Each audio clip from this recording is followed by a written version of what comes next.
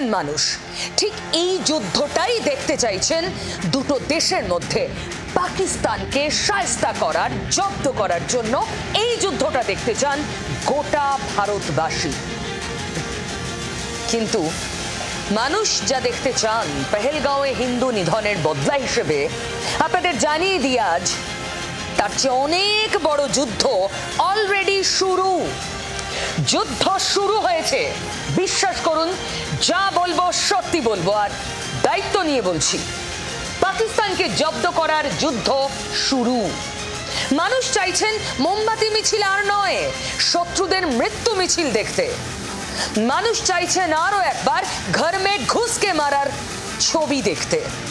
কিন্তু এবার বদলা কোন পথে?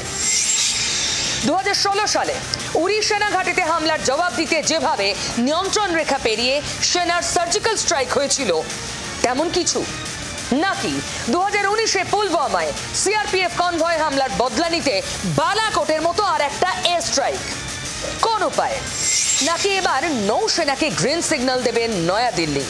আরব সাগরের বুক চিরে করাচি বন্দরে হামলা চালাবে আমাদের যুদ্ধজাহাজ, আমাদের সাবমেরিন? কোন উপায়ে? আজই কিন্তু পাকিস্তানকে কড়া বার্তা দিতে অত্যাধুনিক ডেস্ট্রয়ার আইএনএস সুরাত থেকে medium range surface two air missile ছুড়ে মহড়ার ঝলক দেখিয়েছে ভারতীয় নৌসেনা। বুঝিয়ে দিয়েছে আমরা তৈরি। কিন্তু আবার বলছি, এই সব কিছুর থেকেও অনেক বড় যুদ্ধ অলরেডি শুরু হয়ে গিয়েছে। পাকিস্তানের সঙ্গে বদলা নেওয়ার যুদ্ধ শুরু হয়ে গিয়েছে। পাকিস্তানকে মারার জন্য দিল্লির হাতে অপশন অনেক, তবে সার্জিক্যাল বা এয়ার স্ট্রাইক না করেও বদলা নেওয়া যায়, আর সেই কথাটাই আজ আপনাদের বলছি। যা বলছি সত্যি বলছি, দায়িত্ব নিয়ে বলছি। হ্যাঁ, সেই যুদ্ধ শুরু, বদলা নেওয়া শুরু। কিভাবে? ধৈর্য ধরুন, ছবি দেখুন। তার আগে প্রাচীন চীনা সামরিক কুশলী সান জুয়ের গল্পটা আপনাদের বলে দিই। সান জু তার আর্ট অফ ওয়ার গ্রন্থে যে রণকৌশলের কথা বলেছিলেন, পরবর্তীকালে সেখান থেকেই জন্ম নেয় ওয়ার উইদাউট বুলেটের তত্ত্ব, মানে গুলি না চালিয়েই যুদ্ধ জেতার কৌশল। পাকিস্তানকে শায়েস্তা করতে কেন্দ্রের মোদী সরকারও অনেকটাই পথেই হাঁটছে, যার ফলে পাকিস্তানকে হাতে ভাতে জলে সব দিক দিয়ে মারা যাবে। প্রতিশোধ নেওয়া যাবে পেহেলগাঁওয়ের হিন্দু নিধনের। দিল্লির এই ব্রহ্মাস্ত্রের নাম সিন্ধু জল বন্টন চুক্তি, যা 10টা সার্জিক্যাল স্ট্রাইক, 20টা এয়ার স্ট্রাইকের চেয়েও অনেক বেশি মারাত্মক। দুমড়ে মুচড়ে দিতে পারে নুইয়ে পড়া পাক অর্থনীতির ভিত। তাই রাতারাতি এই চুক্তি স্থগিত করে ইসলামাবাদের ঘুম উড়িয়েছে ভারত। চিন্তায় ফেলে দিয়েছে সে দেশের প্রভাবশালী রাজনীতিবিদদের, যারা একরের পর একর কৃষি জমির মালিক। চাপে ফেলে দিয়েছে রাওয়ালপিন্ডির এসি ঘরে বসে ষড়যন্ত্রের ঘুঁটি সাজানো সেনা কর্তাদেরও। কারণ ভারতের এই ব্রহ্মাস্ত্রের জবাব পাকিস্তানের কাছে নেই। এই সিন্ধু জল চুক্তি পাকিস্তানকে শেষ করে দিতে পারে। ধরুন, বালাকোটের একটা এয়ার স্ট্রাইক বালাকোট এবং সংলগ্ন অঞ্চলের ক্ষতি করতে পারে। জঙ্গিদের 10টা ঘাঁটি ওড়ালে 2 বছরের মধ্যে আবার 20টা ঘাঁটি ওরা বানিয়ে ফেলতে পারে। কিন্তু এই জল চুক্তি সমূলে শেষ করতে পারে পাকিস্তানকে। কিভাবে সেটাই তো বলবো। অদূর ভবিষ্যতে চুক্তি বাতিল হলে পাকিস্তানের ওপর কতটা প্রভাব পড়বে আর কিভাবে পড়বে, যেখান থেকে কোনো অবস্থায় ঘুরে দাঁড়াতে পারবে না পাকিস্তান, দেখুন। সিন্ধু নদ থেকে 6টি মূল নদীর উৎপত্তি। পশ্চিমের নদী সিন্ধু, চেনাব, ঝিলাম। পূর্বের নদী ইরাবতী, বিপাশা, শতদ্রু। 1960 সালের সেপ্টেম্বরে জওহরলাল নেহেরু তৎকালীন পাক প্রেসিডেন্ট মোহাম্মদ আইয়ুব খানের সঙ্গে সিন্ধু জল চুক্তি করেন। পশ্চিমা 3 নদীর জলের নিয়ন্ত্রণ যায় পাকিস্তানের হাতে। সিন্ধু, চেনাব এবং ঝিলাম 3 নদী থেকে ভারত মাত্র 20% জল পেত। তিন নদীর ৮০% জল পায় পাকিস্তান। তিন নদীর ওপর ভারতের বাঁধ থাকলেও জল আটকানো যাবে না। পূর্বের তিন নদীর নিয়ন্ত্রণ ভারতের হাতেই ছিল। জওহরলাল নেহরুর এই চুক্তিতে ভারত নদীর উপরিভাগের দেশ হলেও জল পাকিস্তানকেই বেশি দিতে হচ্ছিল। গোটা বিশ্বে এই ঘটনা বেনজির। জল বন্টনের ক্ষেত্রে গোটা বিশ্বের কাছেই এই চুক্তি একটা মাইলস্টোন উদাহরণ হয়ে থেকে গিয়েছে। গত ৭৫ বছরে পাকিস্তানের সঙ্গে দীর্ঘ অশান্তির পরেও এই চুক্তিতে কোনো প্রভাব পড়েনি। তবে ২০১৯ সাল থেকে পাকিস্তানের সঙ্গে বেড়ে চলা টানাপোড়েন নিয়ে বারবার দেশের অভ্যন্তরে এই কথা উঠেছে। এই চুক্তির যৌক্তিকতা এখন কোথায়? কেন পাকিস্তানকে অতিরিক্ত জল সুবিধা? এই চুক্তি প্রতি বছর খতিয়ে দেখা হয়, আলোচনা হয়, বৈঠক হয় দুই দেশের। চুক্তির রূপায়ণের দায়িত্বে আছে দুই দেশের দুই কমিশনার, পার্মানেন্ট ইন্ডাস্ট কমিশন বা পিআইসি, যারা বছরে একবার অন্তত বৈঠক করে থাকেন। জলবায়ু পরিবর্তনের জেরে এমনিতেই সিন্ধু ও সংলগ্ন নদীগুলির ঝাঁজ কমেছে। সমস্যা প্রাথমিকভাবে ঘাড়ে নিতে হচ্ছে ভারতকে। এইবার আর নয়, চুক্তি আর মানা হবে না, স্পষ্ট বার্তা দিয়েছে Bharat. The CCS decided upon the following measures. 1. The Indus Waters Treaty of 1960 will be held in abeyance with immediate effect until Pakistan credibly and irrevocably abjures its support for cross-border terrorism. বছর দুয়েক আগেও চুক্তি বদলের সওয়াল করেছিল নয়াদিল্লি। পাকিস্তানের ঘ্যানঘ্যানানিতে তা থমকেছিল। এবার আর কোনো রেয়াত নয়।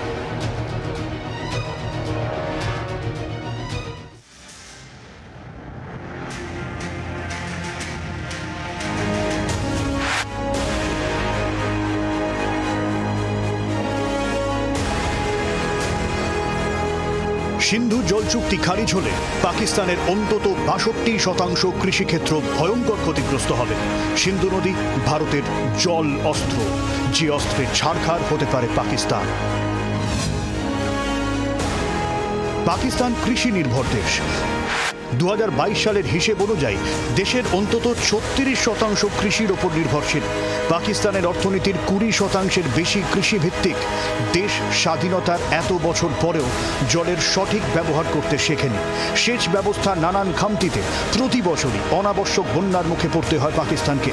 পাকিস্তানের কাছে সেই অর্থে খুব বড় কোনো নদীবাঁধ নেই। জল ধারণের ব্যবস্থা পাকিস্তানের তুলনামূলক দুর্বল। স্বাধীনতার পর ইংরেজ আমলে তৈরি পাঞ্জাব ও সিন্ধ প্রভিন্সের বেশিরভাগ সেচখালের উৎসমুখ থেকে গিয়েছিল ভারতে। সে কারণেই নানা বায়না আবদার করে সিন্ধু জল চুক্তি করিয়ে নিয়েছিল পাকিস্তান, যাতে মধ্যস্থতা করেছিল বিশ্ব ব্যাংক। গত কয়েক বছরে এমনি শতদ্রু নদী থেকে পাকিস্তান জল কম পাচ্ছিল। এবার ভারত বাকি নদীগুলোর ওপর চাপ বাড়াবে। বর্তমানে যে বাঁধগুলি রয়েছে তার ধারণ ক্ষমতা বেশি থাকা সত্ত্বেও ভারত সেভাবে তার সদ্ব্যবহার করেনি। এবার হবে হাতে পড়ে আগে জলে মার পাকিস্তানকে।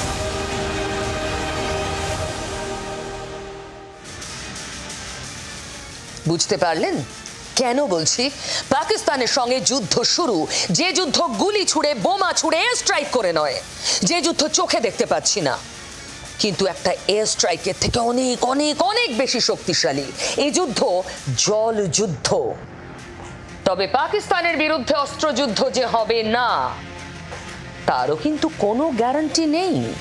তাই নিয়ন্ত্রণ রেখা পেরিয়ে আরও একটা স্ট্রাইকের পূর্ণ সম্ভাবনা রয়েছে বলেই মনে করছেন সামরিক বিশেষজ্ঞদের একাংশ, এবং তার তাল ঠোকা শুরু হয়ে গিয়েছে। এক্ষেত্রে ভারতের অস্ত্র হয়ে উঠতে পারে কি? ওই রাফাল। অত্যাধুনিক এই যুদ্ধ বিমানের মোকাবিলা করার মতো কোনো অস্ত্র পাকিস্তানের ঝুলিতে নেই।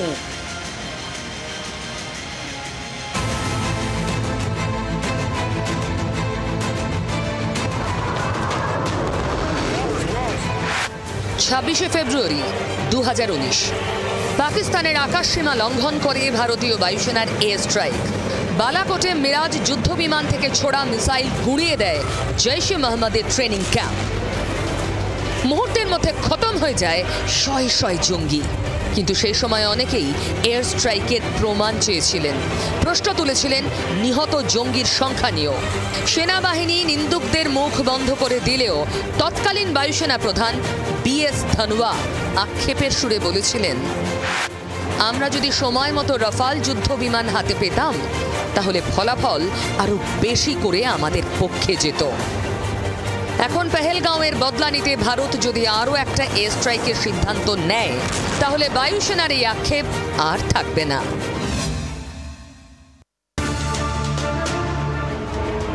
এই মুহূর্তে ভারতীয় বায়ুসেনার হাতে রয়েছে 36টি রাফাল। খুব তাড়াতাড়ি 26টি মারিন রাফাল পাচ্ছে নৌসেনা। তাই দিল্লি চাইলেই পাকিস্তানের আকাশে রাফাল পাঠিয়ে দিতে পারে, চালাতে পারে আরো একটা এয়ার স্ট্রাইক। সেক্ষেত্রে চেয়ে চেয়ে দেখা ছাড়া পাকিস্তানের আর কিছু করার থাকবে না, কারণ অত্যাধুনিক এই যুদ্ধ বিমানের মোকাবিলা করার মতো কোনো অস্ত্র ইসলামাবাদের ঝুলিতে নেই। ডেল্টা উইং মাল্টিরোল ফাইটার, শত্রুর রেডার ফাঁকি দিতে স্টেলথ প্রযুক্তি, ঝুলিতে রয়েছে meteor air to air missile, SCALP air to ground missile, পারমাণবিক অস্ত্র বহনেও সক্ষম। সামরিক বিশেষজ্ঞরা বলছেন আকাশপথে ভারতের হামলা রুখতে পাকিস্তানের হাতে খুব বেশি বিকল্প নেই। পাক বিমান বাহিনীর ভাড়ারে রয়েছে আমেরিকার থেকে কার্যত দানে পাওয়া F-16, চীনের সঙ্গে যৌথ উদ্যোগে তৈরি JF-17 এবং চীন থেকে কেনা J-10C ফাইটার জেট। কিন্তু কোনোটাই টুইন ইঞ্জিন মাল্টিরোল রাফালের সামনে টেকার মতো যুদ্ধ বিমান নয়। তাই রাফালের কথা ভেবেই হাঁটু কাঁপছে রাওয়ালপিন্ডির।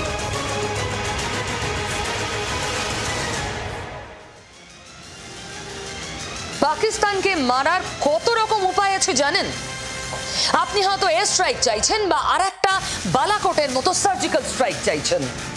আমি দেখালাম জল যুদ্ধের ছবি। এছাড়াও পাকিস্তানকে ভাতে মারার অন্য উপায়ও আছে। আটারি ওয়াঘা সীমান্ত সিল করে দিয়েছে ভারত, বন্ধ করে দিয়েছে দু দেশের মধ্যে স্থলপথে বাণিজ্যের একমাত্র পথ। এর ফলে ভারত পাকিস্তান দ্বিপাক্ষিক বাণিজ্য যেমন তলানিতে ঠেকবে, তেমনি আটারি ওয়াঘা দিয়ে বন্ধ হয়ে যাবে সীমান্ত পারাপারও। এই মুহূর্তে বিশ্বের ৫ম বৃহত্তম অর্থনীতি ভারত। বাণিজ্যের জন্য পাকিস্তানের ওপর এতটুকু নির্ভরশীল নই আমরা, কারণ পাকিস্তানের কাছে এমন কোনো পণ্যই নেই যা না কিনলে আমাদের চলবে না। তাই আটারি ওয়াঘা বন্ধের তেমন কোনো প্রভাব আমাদের ওপর পড়বেই না। দিল্লির বাণিজ্যের ব্যালেন্স শিটে কোনো এফেক্ট নেই। কিন্তু পাকিস্তান দেশ চালাতে গেলে যাদের প্রধানমন্ত্রীকে মাঝে মধ্যেই ভিক্ষের বাটি নিয়ে অন্য দেশের দুয়ারে দুয়ারে ঘুরতে হয়, তারা কি করবে? পারবে ভারতের সঙ্গে বাণিজ্য যুদ্ধে? না। তাহলে পাকিস্তানকে হাতে ভাতে আর জলে মারার ছক আমাদের রেডি। পাকিস্তান তৈরি তো? পাকিস্তানিরা বুঝতে পেরেছে তাদের হাঁটু কাঁপতে শুরু করেছে, তাই বিক্ষোভ দেখাতে শুরু করেছে। ভাবুন, এই জঘন্য নোংরা কাজ পাকিস্তানের, তারা বিক্ষোভ দেখাচ্ছে কোথায়? পাকিস্তানে ভারতীয় দূতাবাসের সামনে। কত সাহস পাকিস্তানিদের!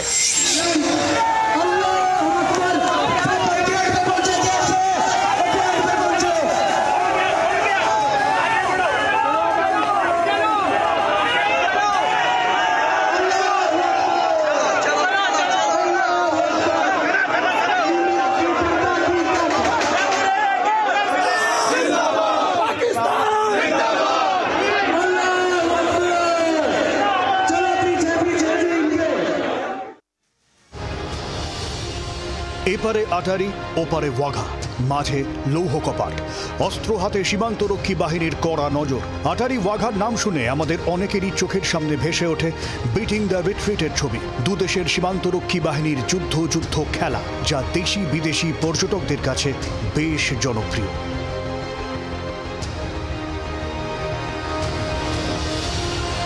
কিন্তু এই দৃশ্য এখন আর দেখা যাবে না, কারণ পেহেলগাঁওয়ে জঙ্গি হামলার প্রতিবাদে কেন্দ্রের মোদী সরকার যেসব কড়া দাওয়াই দিয়েছে তার মধ্যে রয়েছে আটারি ওয়াঘা সীমান্ত বন্ধ করার সিদ্ধান্ত। তবে এই সীমান্ত সিল করে দেওয়ার কারণে শুধু বিটিং দ্য রিট্রিটই বন্ধ হবে না, বন্ধ হবে অনেক কিছুই। আটারি ওয়াঘা ভারত পাকিস্তানের মধ্যে থাকা একমাত্র স্থলবন্দর, পাকিস্তানের সঙ্গে স্থলপথে বাণিজ্যের একমাত্র পথ। আটারি ওয়াঘা সীমান্ত বন্ধ হওয়ায় ভারত পাকিস্তান বাণিজ্য কার্যত তলানিতে ঠেকবে। স্থলবন্দর দিয়ে বন্ধ হয়ে যাবে আমদানি রপ্তানি। ইতিমধ্যেই নয়াদিল্লির কড়া পদক্ষেপের আঁচ পড়েছে আটারিতে। अटारी वाघा सरहद पर हम मौजूद हैं और आप देख सकते हैं कि बॉर्डर बिल्कुल सील कर दिया गया है। अटारी वाघा सरहद का बॉर्डर बिल्कुल सील कर दिया गया है और जो भी पाकिस्तानी भारत में मौजूद हैं, चाहे वो टूरिस्ट वीज़े पर आए हैं, चाहे वो घूमने के लिए आए हैं, उन सभी को वापस जाने के निर्देश जारी कर दिए गए हैं। আটারি স্থলবন্দর দিয়ে মূলত সয়াবিন, সবজি, প্লাস্টিক, সুতো পাকিস্তানে রফতানি করে নয়াদিল্লি। পাকিস্তান থেকে মূলত শুকনো ফল, সিমেন্ট, কাঁচ, রক সল্ট আমদানি করা হয়। ওয়াকিবহাল মহলের মতে সীমান্ত বাণিজ্য বন্ধ হওয়ায় নিঃসন্দেহে ভারতের ছোট ও মাঝারি মাপের ব্যবসায়ীরা ধাক্কা খাবে, কিন্তু পাকিস্তানের ক্ষতি হবে কয়েক গুণ বেশি, যা পুষিয়ে নেওয়ার ক্ষমতা ইসলামাবাদের নেই। ভূস্বর্গে বুলেট বিদ্ধ নিরীহ প্রাণ, দেশবাসীর বুকে জ্বলছে ক্রোধের আগুন। মৃত্যুর বদলা মৃত্যু, রক্তের বদলা রক্ত। ঘাতক পাক জঙ্গিদের বুলেটে ঝাঁঝরা হয়ে যাওয়া দেহ দেখার অপেক্ষায় আমরা সকলে, গোটা দেশের মানুষ। বদলা হোক প্রতিটা প্রাণ ঝরে যাওয়ার, বদলা হোক প্রতি বিন্দু রক্তের। যে নরকের কীটদের বন্দুকে ঝরে গেছে নিরীহ পর্যটকদের প্রাণ, পিষে মারা হোক তাদের, ছিন্ন ভিন্ন হোক পাক জঙ্গিদের দেহ। বদলার অপেক্ষায় থাকা দেশবাসীকে বুধবারই প্রতিরক্ষা মন্ত্রী রাজনাথ সিং আশ্বস্ত করেছিলেন প্রত্যাঘাত হবেই এবং তা দ্রুত। ऐसी हरकतों का जिम्मेदार और इसके जिम्मेदार लोगों को आने वाले कुछ ही समय में जोरदार तरीके से नजर आएगा। मैं देशवासियों को आश्वस्त करना चाहता हूं। ঘাতক পাক জঙ্গিদের সবক শেখাবেন। বৃহস্পতিবারই রণহুঙ্কার দিলেন প্রধানমন্ত্রী নরেন্দ্র মোদী। হামলাকারীদের কল্পনাতীত সাজা দেবে ভারত, অঙ্গীকার প্রধানমন্ত্রীর। পেহেলগাঁওয়ে বর্বর হামলার পরেই জঙ্গিদের বুলেটে ঝাঁঝরা দেহ দেখতে চাইছে গোটা দেশের মানুষ, আর সেই বদলার গ্যারান্টি মোদীর। मैं बहुत स्पष्ट शब्दों में कहना चाहता हूं, जिन्होंने ये हमला किया है, उन आतंकियों को और इस हमले की साजिश रचने वालों को उनकी कल्पना से भी बड़ी सजा मिलेगी।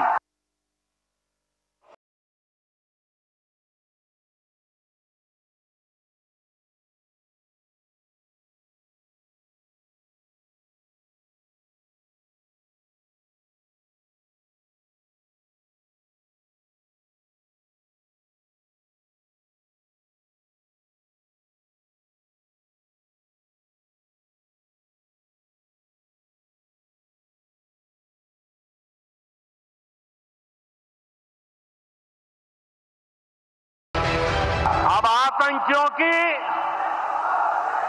बची खुची जमीन को भी मिट्टी में मिलाने का समय आ गया है।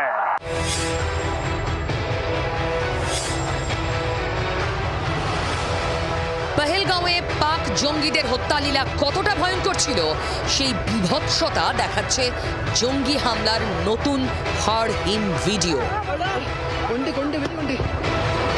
যে নতুন ভিডিও একমাত্র জি24 ঘন্টার হাতে। কাপুরুষ জঙ্গিদের বর্বর এই হামলায় নিহতদের উদ্দেশ্যে নীরবতা পালন করেন প্রধানমন্ত্রী, হাত জোড় করে প্রণাম করেন। ये हमला सिर्फ निहत्थे पर्यटकों पर नहीं हुआ है, देश के दुश्मनों ने भारत की आत्मा पर हमला करने का दुस्साहस किया। জঙ্গিদের খুঁজে বের করে বুলেটে ঝাঁঝরা করে দেওয়ার হুঙ্কার প্রধানমন্ত্রীর। We will pursue them to the ends of the earth. India's spirit will never be broken by terrorism.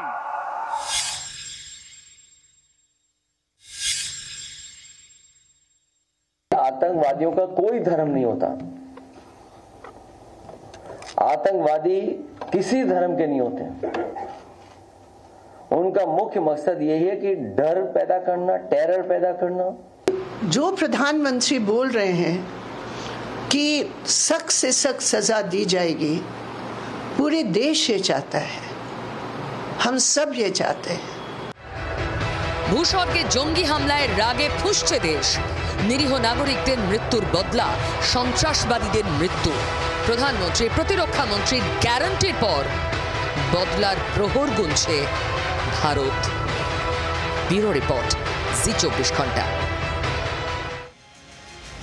এরকমই ইউনিটি যদি সব বিষয় থাকতো, দেশের উন্নতির জন্য, মানুষের কথা ভেবে, উন্নয়নের জোয়ার আনার জন্য শাসক বিরোধী একযোগে হাতে হাত রেখে যদি কাজ করত, আমি তো ইউটোপিয়ান ওয়ার্ল্ডের কথা ভাবছি।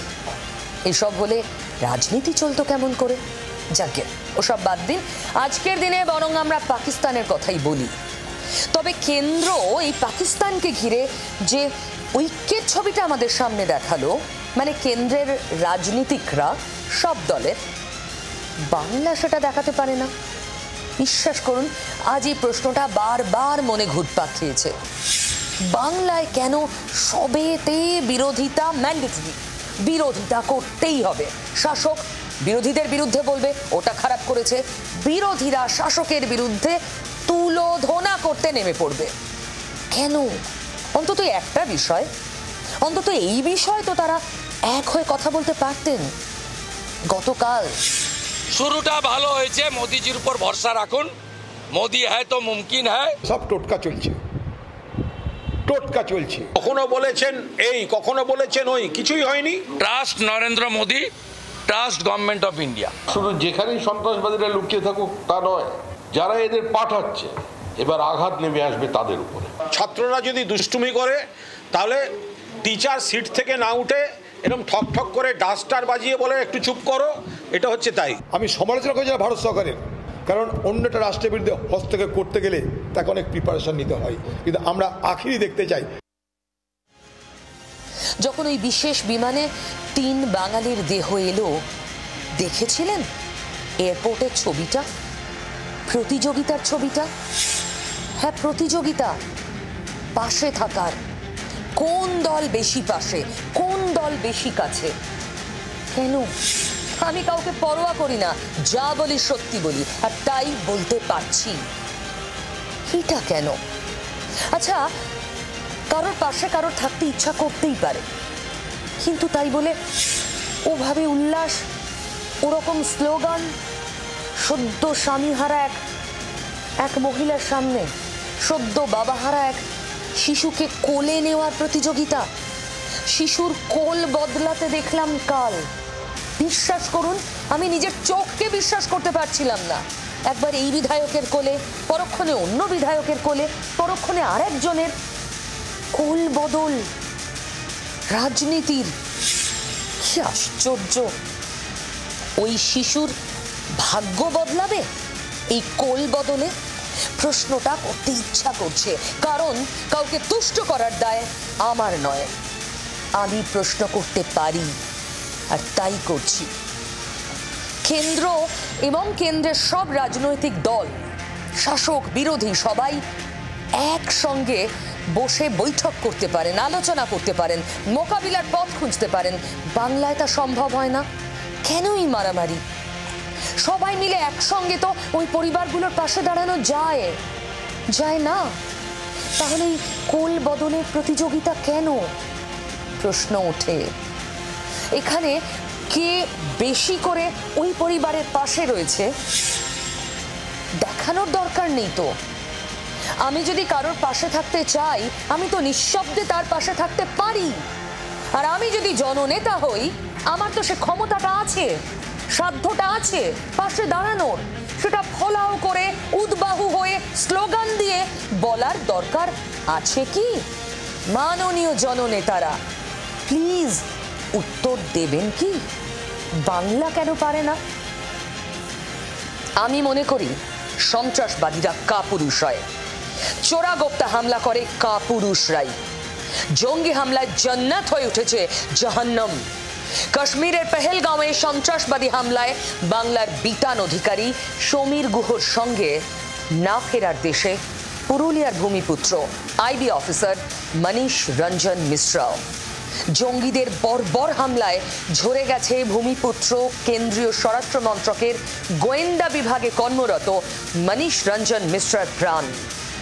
পরিবার শোকে পাথর। ভূমিপুত্রের প্রয়াণে শোকস্তব্ধ পুরুলিয়াও। বদলা চায় পুরুলিয়া, বদলা চাইছেন গোটা দেশের মানুষ। বুলেটে ঝাঁঝরা সন্ত্রাসবাদীদের দেহই একমাত্র বদলা। কফিনবন্দি ভূমিপুত্রের নিথর দেহ ফিরতেই দেশবাসীর সঙ্গে শপথ করল পুরুলিয়াও। আইবি অফিসার মনীষ রঞ্জন মিশ্রার শেষকৃত্যে উপস্থিত ছিলেন কেন্দ্রীয় প্রতিমন্ত্রী সুকান্ত মজুমদার। গোটা দেশ এই মুহূর্তে চরম আক্রোশে আছে এবং মানুষ চাইছে যে এর প্রতিকার হোক, এর প্রতিশোধ।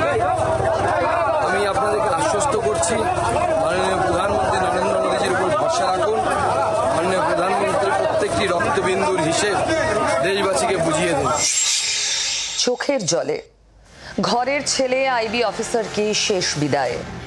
এই বিদায় শুধু ঘরের ছেলেকে নয়, এই শেষ বিদায় প্রতিজ্ঞার, এই শেষ বিদায় দৃঢ়তার, এই শেষ বিদায় জঙ্গিদের বুকে বুলেট বিঁধে তাদের শরীর ঝাঁঝরা করে দেওয়ার প্রতিজ্ঞার। গোটা দেশের সঙ্গে প্রতিজ্ঞা করল আজ পুরুলিয়াও। প্রধানমন্ত্রী নরেন্দ্র মোদীর রণহুঙ্কারে বদলার অপেক্ষায় দেশ, বদলার অপেক্ষায় বাংলা। ভূস্বর্গে গিয়েছিলেন প্রাকৃতিক সৌন্দর্যের টানে, ফিরল কফিনবন্দি নিথর দেহ। পাকিস্তানি জঙ্গিদের হত্যালীলায় প্রাণ ঝরে যাওয়া 27 জনের মধ্যে 3 জন বাংলার। তার একজন পুরুলিয়ার বাঘমুন্ডির মনীষ রঞ্জন মিশ্রা।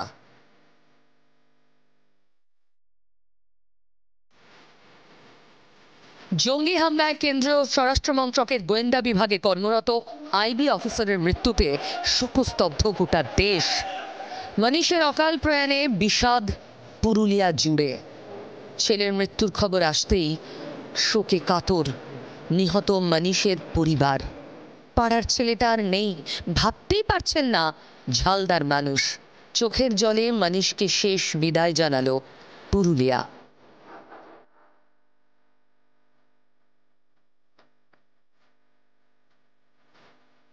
কাশ্মীরের পেহেলগাঁও থেকে মনীষ রঞ্জন মিশ্রার কফিনবন্দি দেহ নিয়ে যাওয়া হয় ঝাড়খণ্ডের রাঁচিতে। কেন্দ্রীয় বাহিনীর ক্যাম্পে গার্ড অফ অনার দেওয়া হয় নিহত আইবি অফিসারকে। এরপর পুরুলিয়ায় পৌঁছয় তার দেহ। সববাহী গাড়িতে কফিনবন্দি দেহ নিয়ে ঝালদা শহর পরিক্রমা করা হয়। প্রায় 100 ফুটের জাতীয় পতাকা সামনে নিয়ে পা মেলান হাজার হাজার মানুষ। ঝালদার শ্মশান ঘাটে শেষকৃত্য সম্পন্ন হয় পুরুলিয়ার ভূমিপুত্র মনীষ রঞ্জন মিশ্রার।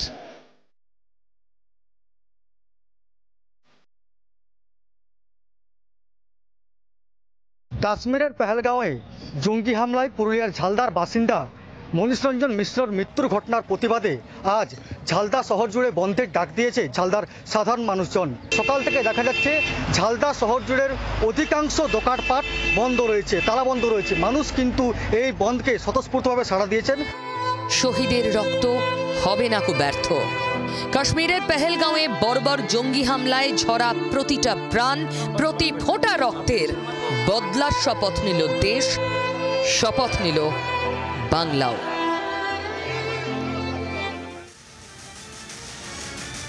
দেখুন, আমি বিশ্বাস করি সন্ত্রাসের কোনো রং হয় না, কোনো ধর্ম হয় না।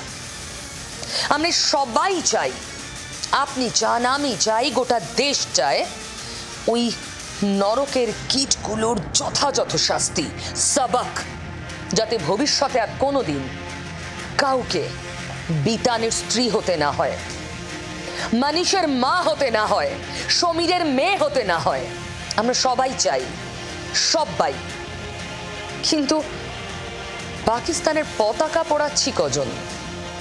বিধানসভা গেটের বাইরে পাকিস্তানের পতাকা পোড়ালেন বিজেপি বিধায়করা। প্রত্যাঘাতের ডাক দিলেন শুভেন্দু অধিকারী। উঠল প্রতিশোধের দাবি। পাকিস্তান মুর্দাবাদ, মুর্দাবাদ, মুর্দাবাদ, পাকিস্তান মুর্দাবাদ, মুর্দাবাদ, মুর্দাবাদ, পাকিস্তান মুর্দাবাদ, মুর্দাবাদ, মুর্দাবাদ,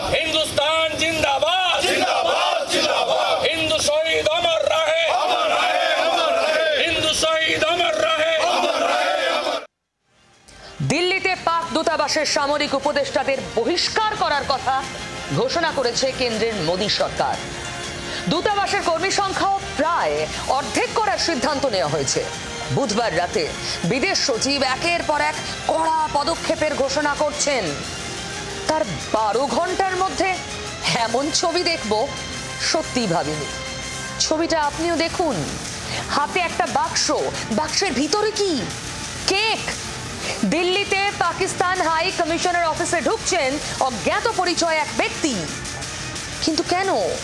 এটা কি পেহেলগাঁওয়ে 26 হিন্দু মারার সেলিব্রেশন? কেক কেটে ঘটনাস্থলে উপস্থিত সাংবাদিকরা ছেঁকে ধরলেন ওই ব্যক্তিকে, ছুড়ে দিলেন একটার পর একটা প্রশ্ন।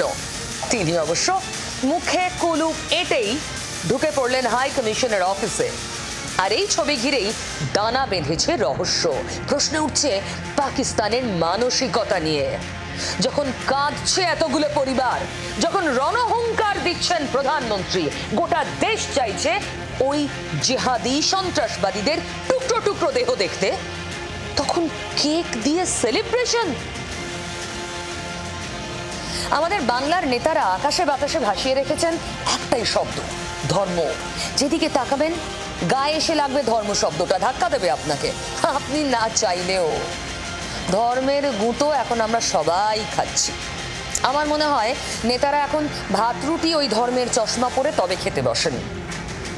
প্লিজ আপনারা সাজ্জাদকে দেখুন। সাজ্জাদ নামেই বোঝা যায় তার ধর্ম পরিচয়। সাজ্জাদের কর্মটা এবার দেখুন। সাজ্জাদ তিনি হিন্দুকে পিঠে নিয়ে, হ্যাঁ, নির্দিষ্ট ধর্মের জঙ্গির গুলিতে ঝাঁঝরা হওয়া এক হিন্দুর দেহ, যার মধ্যে প্রাণটা ধুকপুক করছে তখনও, পিঠে নিয়ে সাজ্জাদ ওই দুর্গম পথ পেরিয়ে চলছেন হিন্দু ভাইকে বাঁচাতে। সাজ্জাদ ধর্ম দেখেননি। সাজ্জাদ মনে করেননি ও আমার ধর্মের নয়, ওকে মরতে দাও। না, সাজ্জাদ মানুষ হিসেবে ভেবেছে। মানুষ হয়ে উঠুন নেতারা, প্লিজ মানুষের কথা বলুন, ধর্মের কথা আপনাদের বলার নয়।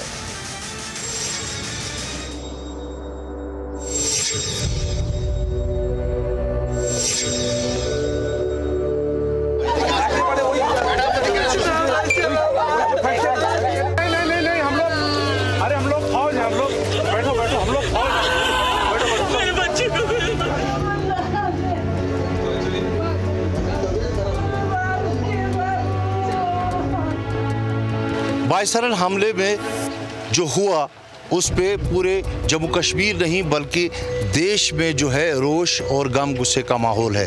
लेकिन कुछ ऐसे लोग भी हैं जिन्होंने हमले के दौरान उन पर्यटकों की मदद की और उनकी जान बचाई।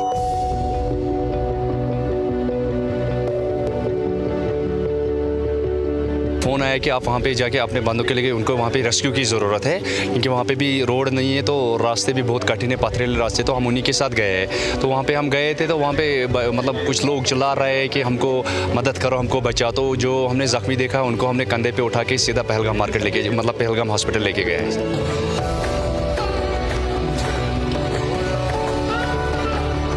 ऐसे ही एक हीरो हम कहें तो गलत नहीं होगा। हमारे साथ है सज्जाद अहमद, जिन्होंने अपने कांधे पर इंजर्ड्स को यहाँ नीचे तक उठा 7 किलोमीटर की पगडंडी पे लाया, हॉस्पिटल तक पहुँचाया, और एक बार नहीं कई बार ऊपर जाके उनको नीचे लाते रहे, और 3 बजे से इन्होंने ये काम शुरू किया। इंसानियत तो सबसे बड़ी चीज़ है। मैंने इंसानियत देखी, उनका हेल्प किया है, क्योंकि इंसानियत सबसे बड़ी चीज़ है। मैं वहाँ अगर मेरे जगह और भी कोई होता तो वो भी यही करते, जो मैंने किया है वो भी यही करते, उनको कंधे पे लेके मतलब हॉस्पिटल पहुंचाता।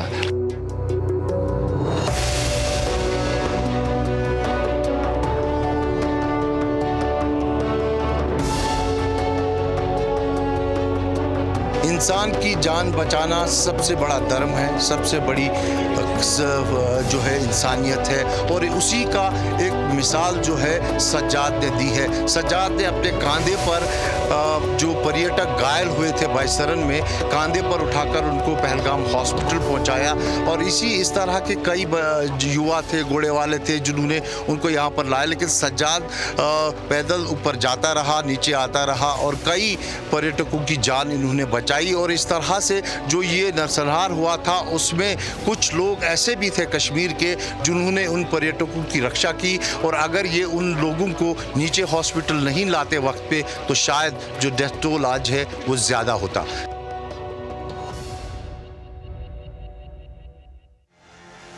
যা বলবো সত্যি বলবো হেডলাইনসেও। চলুন এক ঝলকে কিছু গুরুত্বপূর্ণ খবর দেখে নিই।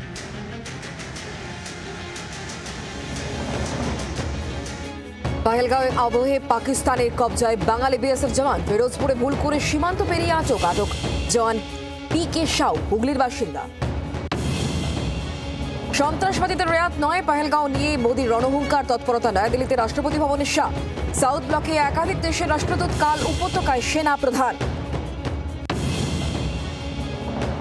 পাকিস্তানকে কড়া বার্তা ভারতীয় নৌসেনার। INS সুরাজ যুদ্ধজাহাজ থেকে মিসাইল ছুড়ে মহড়া নৌসেনার। পহেলগাঁওয়ে খুনি জঙ্গিদের খোঁজে চিরুনি তল্লাশি। অধরা পহেলগাঁওয়ের খুনি জঙ্গিরা কুলগাম পুঞ্চ এলাকায় চিরুনি তল্লাশি। উধামপুরে গুলির লড়াই। TRF এর 2 থেকে 3 জন জঙ্গি এলাকায় লুকিয়ে থাকতে পারে, কাজে লাগানো হলো ড্রোন, আটক 1,500।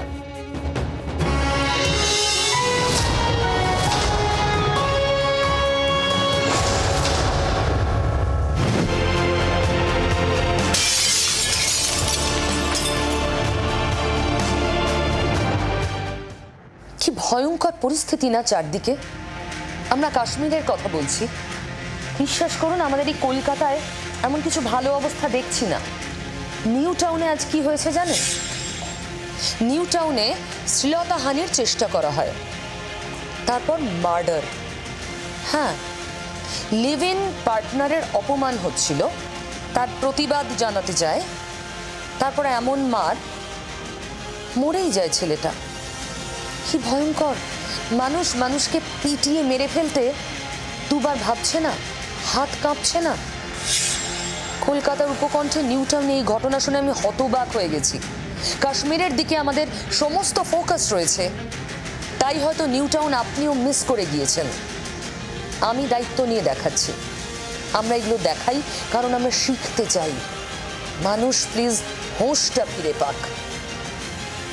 এই টাউনের গৌরাঙ্গনগরের বাসিন্দা সংকেত চ্যাটার্জির সঙ্গে কথা কাটাকাটি হয় তার বান্ধবীর এবং বাড়ি থেকে বেরিয়ে যান তিনি। ক্ষুদিরামপল্লী এলাকায় সেখানে গিয়ে দুষ্কৃতির খপ্পরে পড়েন তিনি এবং ইফটিজিংয়ের শিকার হন। সংকেত বাবুকে ফোন করে জানান তার বান্ধবী, সেই সময় তিনি এবং তার পরিবারের সদস্যরা ছুটে আসলে সংকেত চ্যাটার্জি গুরুতর জখম হন ইফটিজারদের হাতে। সেখান থেকে তাকে উদ্ধার করে প্রথমত বিধাননগর মহকুমা হাসপাতালে নিয়ে যাওয়া হয় এবং সেখান থেকে পরে NRS মেডিকেল কলেজ হাসপাতালে স্থানান্তর করা হয়। সেখানে সেই সময় চিকিৎসকের অভাব ছিল এবং ICUতে বেড ফাঁকা ছিল না, এমনটাই অভিযোগ। আর তার জেরে আজ সকাল 8টা নাগাদ মৃত্যু হয় 29 বছরের ওই যুবকের। এবং এই ঘটনায় তারা প্রশ্ন তুলেছেন নিরাপত্তা ব্যবস্থা নিয়ে। ক্যামেরা ফেলিক্স নাথের সঙ্গে অয়ন শর্মা, জি24 ঘন্টা, কলকাতা। এত কথা বলছি, সবকিছুর মধ্যেই না বারবার মৃত বিতানের ছোট্ট ছেলেটার কথা ভীষণ মনে হচ্ছে। দেখুন, ও কোল বদলেছে, কারণ এখন ওকে সঙ্গ দেওয়ার, ওর পাশে থাকার প্রতিযোগিতা কাড়াকাড়ি চলছে। ও বাবা হারা হয়েছে সত্য, কিন্তু বাবা থেকেও যার নেই, ঘর নেই, বাড়ি নেই, আচমকা অনাথ হয়ে গেছে। আমি বলছি ট্যাংরার ওই দে পরিবারের ছোট্ট ছেলেটার কথা, যার বাবা আর কাকা মিলে মা, কাকিমা, বোনকে খুন করে। বাবা কাকা জেলে, ওই ছেলেটার বাবা আছে, বেঁচে আছে, না থাকার মতো। ছেলেটা কোথায় যাবে? এতদিন হসপিটালে ছিল, হসপিটাল এবার ডিসচার্জ করে দিল, ওর আর হসপিটালে থাকার প্রয়োজন নেই। এবার ডিসচার্জ হয়ে যাবে কোথায়? বাড়ি? দে বাড়িতে তো ফিরতে পারবে না। কোনো আত্মীয় স্বজন ওকে রাখতে চায় না, কেউ নেই যার বাড়িতে, যার কাছে গিয়ে আশ্রয় পেতে পারে। ওই ছেলেটা, বয়ঃসন্ধির ছেলেটা কোথায় যাবে? দারুণ দাবা খেলে, পড়াশোনায় তুখোড়, কি হবে ওর ভবিষ্যতে? ওর তো বাবা আছে, কি ভয়ঙ্কর। তাই এখনো হাসপাতাল থেকে ছাড়া পাওয়ার পরও ওর ঠিকানা NRS।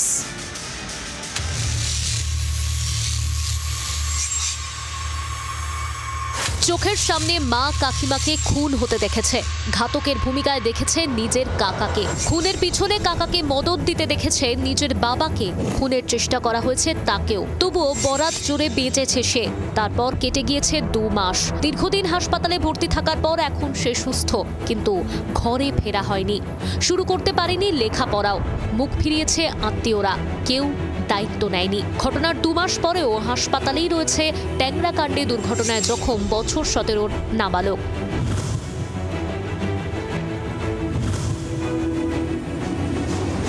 ঋণের দায়ে জর্জরিত হয়ে সপরিবারে আত্মঘাতী হওয়ার সিদ্ধান্ত নেয় ট্যাংরার দে পরিবার। দিনটা ছিল 18 ফেব্রুয়ারি, মঙ্গলবার। দে পরিবারের ছোট ছেলে প্রসূন প্রথমে নিজের স্ত্রী রমি, নাবালিকা মেয়ে ও বৌদি সুদেশনাকে খুন করে। দাদা প্রণয়ের নাবালক ছেলেকেও খুনের চেষ্টা করে। প্রসূন, প্রণয় ঘুমের ওষুধ খেয়ে আত্মহত্যার চেষ্টা করে, কিন্তু 3 জনই বেঁচে যায়। ওই দিন গভীর রাতে বাইপাসের ধারে গাড়ি দুর্ঘটনায় 3 জনই গুরুতর জখম হয়। ভর্তি করা হয় NRS হাসপাতালে। 2 ভাইয়ের মধ্যে প্রসূন সুস্থ হতে তাকে হেফাজতে নেয় পুলিশ। এখনো চিকিৎসা চলছে প্রণয়ের, তবে সুস্থ নাবালক। হাসপাতাল রিলিজ অর্ডারও দিয়েছে। নিজের মনেই হয়তো বলে চলেছে, কোথায় যাব আমি? নাবালকের ভবিষ্যৎ নিয়ে চিন্তায় হাসপাতাল কর্তৃপক্ষ। ছুটি হয়েও হাসপাতাল থেকে ছাড়া পাচ্ছেন না এই নাবালক। হাসপাতাল সূত্র মারফত খবর যে তাকে ছাড়ার পর কোথায় যাবেন তিনি, আর এই নিয়েই শুরু হয়েছে জটিলতা, যার ফলে পরপর 2টি থানাকে ইতিমধ্যে যোগাযোগ করা হয়েছে হাসপাতাল থেকে ছেড়ে দেওয়ার জন্য। কিন্তু এই নাবালককে কোথায় রাখা হবে সেই প্রশ্নের উত্তর খুঁজছে হাসপাতাল কর্তৃপক্ষ। রাজ্য শিশু সুরক্ষা কমিশনের তরফে নাবালকের পরিবারের সঙ্গে কথা হয়েছে ইতিমধ্যেই, কিন্তু অধরা রফা সূত্র। তার দায়িত্ব নিতে চায়নি কেউ। ঠিক হয়নি হোমও, অথচ এমনটা হওয়ার কথা ছিল না। বিলাসবহুল জীবনযাপনে অভ্যস্ত ছিল এই কিশোর, কিন্তু ভবিষ্যৎ এখন কার্যত অন্ধকার। কিভাবে পড়াশোনা চালাবে সে? কার কাছে থাকবে? কোথায় যাবে? উত্তর জানেন না তদন্তকারীরাও।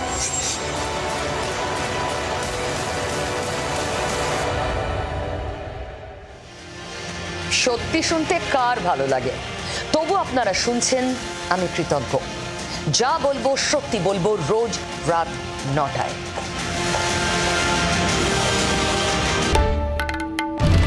বাংলার আওয়াজ, বাঙালির আবেগ, জি 24 ঘন্টা।